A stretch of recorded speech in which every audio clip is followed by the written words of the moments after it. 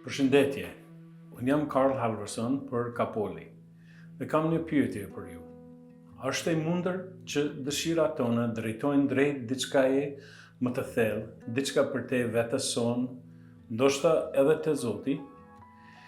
Disa mendimtarë të shqyuar, të krishterë kanë menduar se kjo ishte kështu dhe konsiderohet e tyre mund të përshkruhen kolektivisht si argumenti nga dëshira.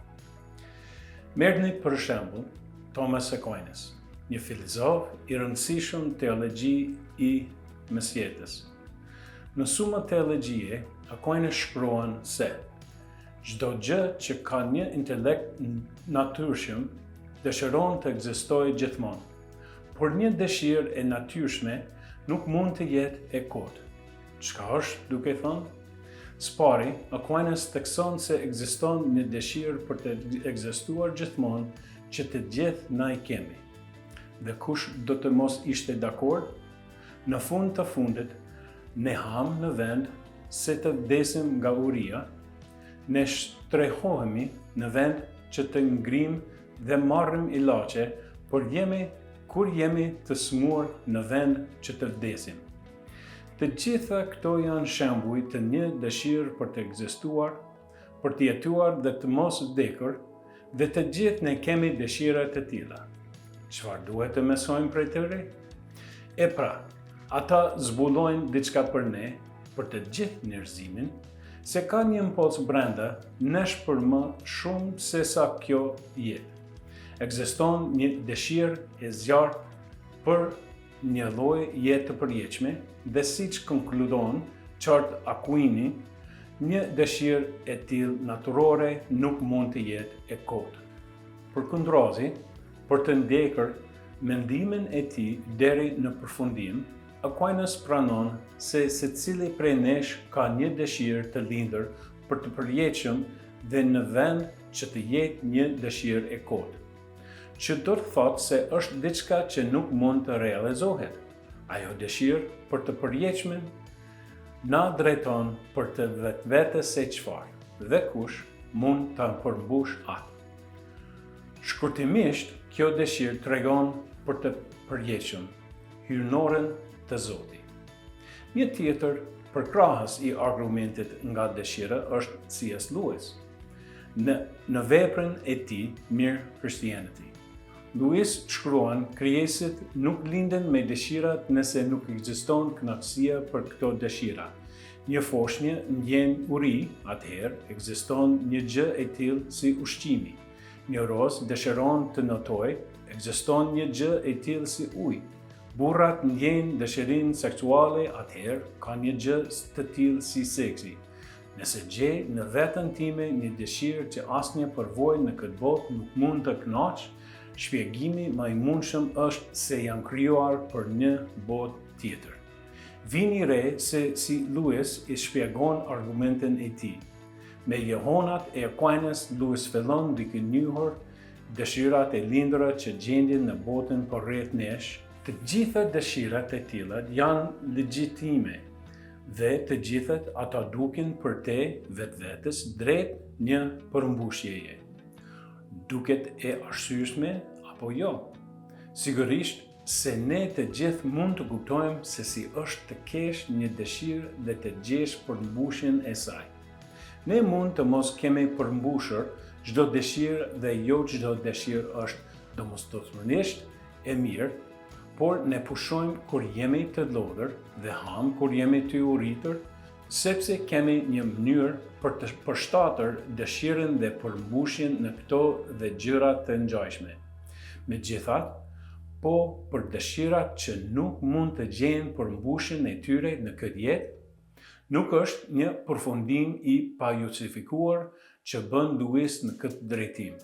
Jo, ajo që ai prek është vetdia ndaj të gjithë nesh se ka një farë botë tjetër tek disa nga dëshirat tona.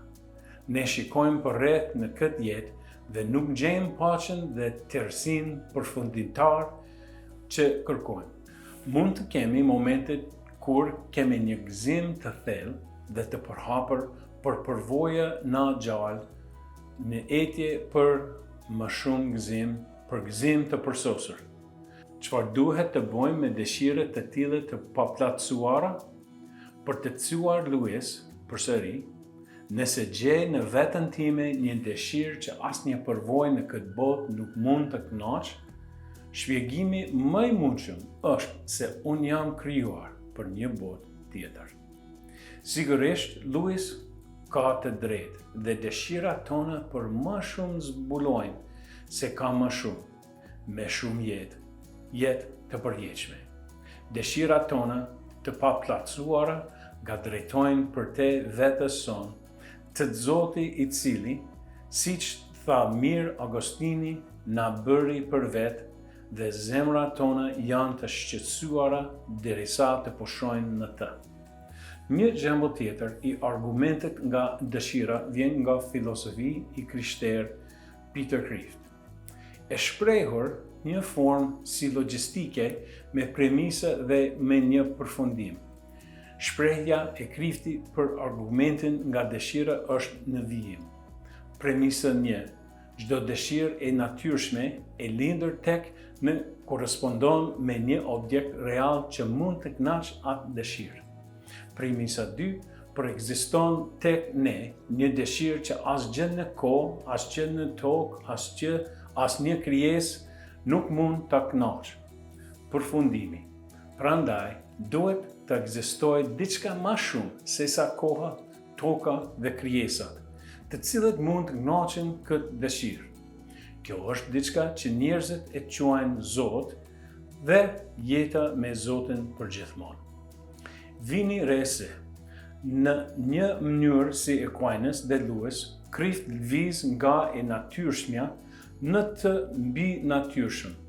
Në premisën e tij të parë bëhet lidhje midis dëshirave natyrore deri në përmbushjen e tyre, gauria të ushqimi e kështu me radhë. E tillë është përvoja njerëzore. Ajo që dëshirohet në mënyrë të lindur dhe të natyrshme realizohet në një objekt real që mund të kënaqë atë dëshirë.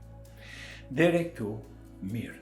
Por më pas Kreeft prek dëshira që nuk gjejnë asnjë mjet përmbushjeje, ka dëshira që të kalojnë kohën në vendin tonë, të cilat shkojnë për te kapaciteteve tona krijesore.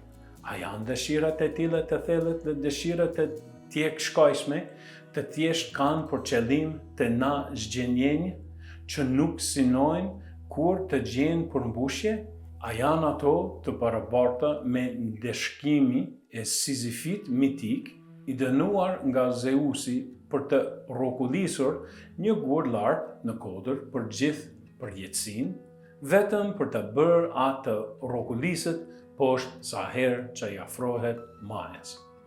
Edhe më të lodhërit dhe më skeptikët mes nesh e shohin këtë mundësi vërtet të papëlqyeshme, siç është filozofi ekzistencial, ateist Jean-Paul Sartre, i cili sinqerisht rrëfeu se vjen një moment kur dikush pyet, a është kjo e gjitha? Përgjigjja ndaj Sartrit dhe të tjerëve për të gjithë ne kur jemi të sinqertë për përvojën paradoksale të dëshirës për diçka për te asaj që mund të arrihet në këtë jetë, është se dëshirat e tilla janë reale dhe në ata kërkojnë diçka më shumë se sa afron ekzistenca jonë aktuale. Siç thot Kreeft, duhet të ekzistojë diçka më shumë se koha, toka dhe krijasit, të cilat mund të kënaqin. Dëshirat të tilla. Kreeft përfundon se bashku me Luisin, Aquinin, Augustinin dhe shumë të tjerë, se dëshirat e tilla të larta na drejtojnë dhe na ndihmojnë të gjejmë përmbushjen e tyre të Zotit dhe një jetë të përjetshme me të. Për ta përmbledhur, pra, argumenti nga dëshira fillon me njohjen se dëshirat tona të natyrshme të lindura tregojnë për te vetvetes drejt një përmbushjeje në këtë botë, uria, etja, vetmia. Të gjitha këto dëshira nuk jepin kot. Po kështu, kur ne njohim në vetvete dëshirat me të thella dhe dëshirat dhe të cilat nuk mund të përmbushen në këtë jetë, mund të konkludojmë në mënyrë të arsyeshme se kjo është për shkak se ne jemi krijuar për më shumë se sa vetëm për këtë jetë. Dëshirat tona për më shumë na drejtojnë përtek kësaj bote të Perëndia dhe të jetë e Tij e bollshme e ofruar falas me Krishtin Jezus. Siç na thot shkrimtari i librat Predikuesit 3:19, Perëndia e ka bërë të bukur çdo gjë në kohën e vet, ka vënë madje përjetësinë në zemrat e tyre. Pra, po ajo dëshirë për më shumë se kjo jetë është reale dhe mund të gjejë përmbushjen e saj vetëm te Perëndia, në të cilën për të cituar palën të Veprat e Apostujve 17:28, sepse në të ne jetojmë, lëvizim dhe jemi. Unë jam Karl Halvorsen për Kapur.